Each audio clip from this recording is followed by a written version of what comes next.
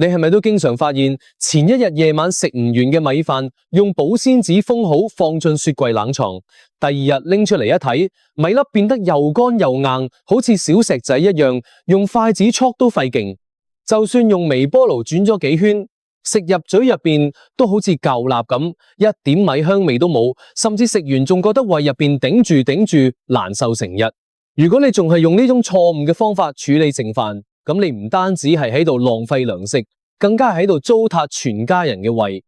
今日我唔單止要話你知點解你以前嘅做法全錯晒，仲要教你一套神奇嘅淨米飯變身術。只要學識咗今日分享嘅呢幾種方法，保證你放咗3日嘅米飯拎出嚟，仲係好似啱啱出鍋時一樣晶瑩剔透、軟糯彈牙。更重要嘅係，對於屋企有高血糖或者想減肥嘅朋友，我仲收埋咗一個能讓剩飯變成降糖藥嘅絕活。我哋先嚟傾下嗰個令99%嘅人都深陷其中嘅大誤區：剩米飯到底係咪可以放雪櫃冷藏室？好多人覺得雪櫃冷藏室4-5度嘅溫度既能保鮮又唔會凍壞，係傳剩菜剩飯嘅萬金油。但事實啱啱相反，冷藏室其實係米飯最大嘅天敵。呢度面有個好硬核嘅科學道理，叫做澱粉嘅老化。當我哋喺鑊入邊煲飯嘅時候，由於高溫同埋水分充足，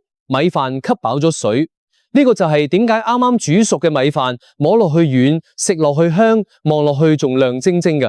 但係一旦米飯離開熱源，特別係當溫度下降到2度到6度呢個區間時，亦即係暫加雪櫃冷藏室嘅常規設定溫度，呢啲澱粉分子會迅速縮水，佢哋會把之前吸入去嘅水分硬生生地擠出去，然後自己緊緊地抱成團，重新結晶，變得好似石頭一樣硬。呢個過程喺科學上叫回生。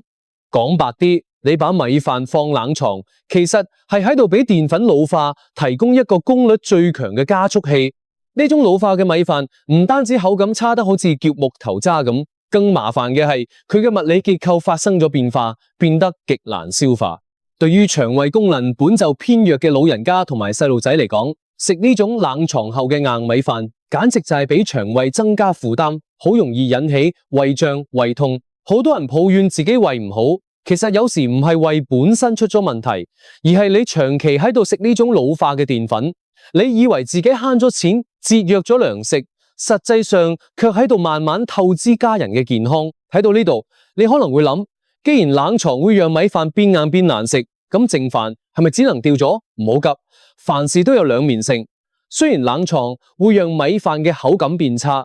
但在澱粉老化嘅過程中，會產生一種好神奇嘅物質，叫做抗性澱粉。咩叫抗性澱粉？簡單嚟講，佢就好似披住澱粉外衣嘅膳食纖維。普通澱粉入咗個肚，好快就會被消化成葡萄糖，令你嘅血糖蹭蹭往上漲。但抗性澱粉唔一樣，佢喺小腸入邊好難被消化吸收，而係直接進入大腸。呢個意味住咩？呢個意味住對於嗰啲屋企有高血糖患者或者正在苦苦減肥嘅朋友嚟講，呢種經過特殊處理嘅冷藏飯，反而成咗既能食飽，又唔讓血糖飆升，仲能促進腸道蠕動嘅寶貝。所以處理剩米飯嘅方法並冇絕對嘅對錯，關鍵在於你嘅需求係咩。如果你追求嘅係極致嘅口感，想讓小朋友食得香，那就要避開老化。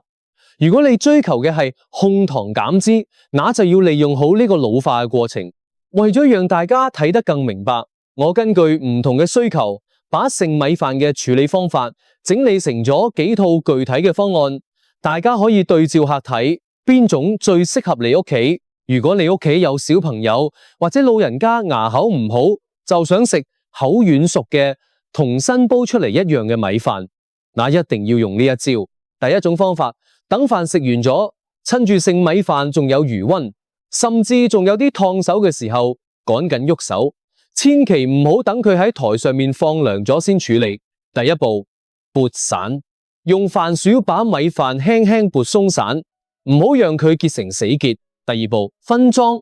準備食品級嘅保鮮袋，按照屋企一頓飯嘅量進行分裝。比如你屋企一頓食2碗，那就裝2碗嘅量。第三步，鋪平，呢個係最關鍵嘅一點。把米飯裝進袋子後，用手隔住袋子，把佢鋪平壓扁，整成1-2厘米厚嘅薄片，而唔係一粒圓波。原理因為薄片受冷均勻，凍得最快。喺極低嘅溫度下，米飯入面嘅水分會瞬間結成微小嘅冰晶，澱粉未嚟得及抱團老化，就被固定喺舒展嘅狀態。第4步，冷凍，直接抌進雪櫃冷凍室。復熱方法，想食嘅時候從冷凍室拎出嚟，完全唔使提前化凍，直接把冰硬嘅米飯塊倒喺碟入邊，放進微波爐，往米飯表面撒一丁點清水，高火轉2-3分鐘。拎出嚟你睇下啦，米粒晶瑩剔透，同啱啱出鍋嘅幾乎冇區別。第2種方法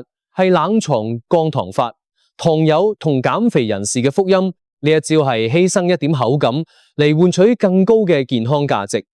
如果屋企有血糖問題，或者你想管理身材，請嚴格執行以下步驟：蒸飯唔好趁熱放雪櫃，要喺室溫下放一陣，等到佢完全涼透。第1步，密封。揾個密封性好好嘅保鮮盒，把米飯裝入去，稍微壓實一啲。第2步，冷藏，放進冷藏室，存放時間好有講究，建議喺12到24個鐘之間。科學研究表明，喺呢個時間段，米飯中抗性澱粉產生嘅比例係最高嘅。第3步，復熱，用微波爐中火稍微熱下，或者放喺蒸鍋入邊溫個3-5分鐘。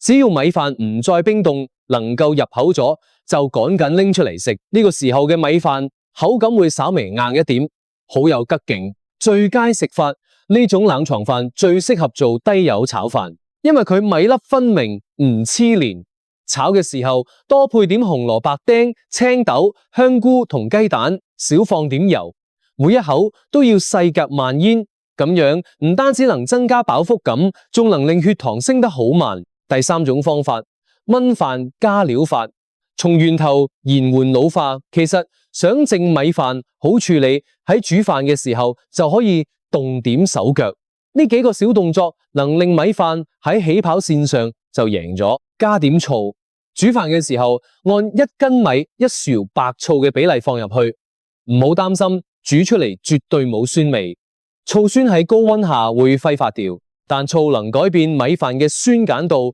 延緩澱粉老化嘅速度，仲能令煮出嚟嘅飯更白更亮。加點油，滴幾滴椰子油或者普通嘅植物油，油脂能好似一層輕薄嘅保護膜一樣包住米粒。呢唔單止能令米飯唔黐鑊，仲能夠在剩飯冷藏時減少水分流失。加點粗糧，唔好光食精米，拉一把燕麥或者糙米入去。呢啲粗糧富含膳食纖維，佢哋就好似海綿一樣，能牢牢鎖住米飯入邊嘅水分，即便靜咗，第2日嘅口感依然有較勁，唔會乾裂得好似碎石子咁。講到底，當家過日子，每一粒糧食都係辛苦換翻嚟嘅。以前我哋總係覺得處理剩飯就係隨便熱熱食飽就算，